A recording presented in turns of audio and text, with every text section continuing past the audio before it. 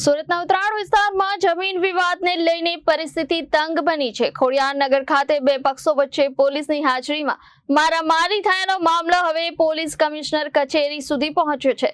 ફરિયાદીએ police સામે ગંભીર આક્ષેપો કર્યા છે, જ્યારે પોલીસે આક્ષેપોને પાયાવિહોણા ગણાવ્યા છે। સુરતના ઉત્તરાયણ વિસ્તારમાં આવેલા ખોડિયાર નગર ખાતે જમીન વિવાદનો મામલો ઉગ્ર બન્યો છે। મળતી માહિતી મુજબ ગતરોજ પોલીસની હાજરીમાં બંને પક્ષો વચ્ચે મારામારી થઈ હતી। આજરોજ ફરિયાદી દ્વારા પોલીસ કમિશનર કચેરી ખાતે આવેદનપત્ર આપી પોલીસ સાથે કેટલાક કિસ્સાઓ આવી મારામારી અને ઘર તોડફોડ કરવામાં આવી હોવાના આક્ષેપ કરવામાં આવ્યા છે। આ મામલે ઉત્તરાયણ પોલીસે સ્પષ્ટતા કરતા જણાવ્યું છે કે મિલકત પર બંને પક્ષોએ દાવો કર્યો છે।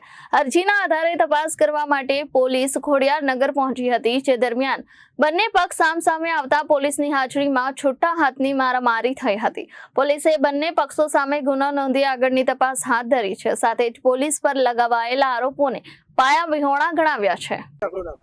જી, મારું નામ રાજેશ બિશનભાઈ કછાવા છે અને આજથી 22 વર્ષ પહેલા મારા મોટા પપ્પા બે પ્લોટમાં ત્યાં રહેતા હતા।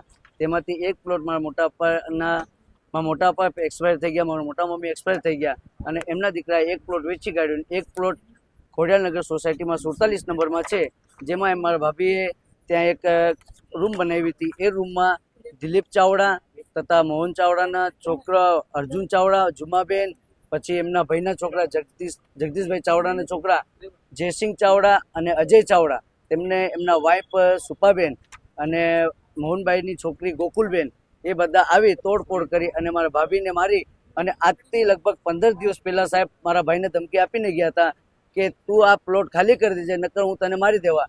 એ હિસાબે મારા ભાઈ 15 દિવસથી અમારે મિસિંગ છે અને આ એફઆઈઆર અમે ઉત્તરાયણ પોલીસ સ્ટેશનમાં દરજ કરાવી, પણ અમારી કોઈ સામર્થ્ય નથી સાહેબ।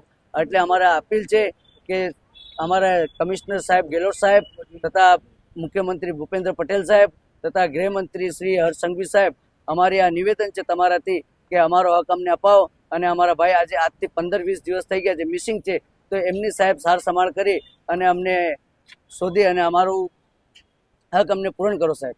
Bureau report, Janadesh news, Surat.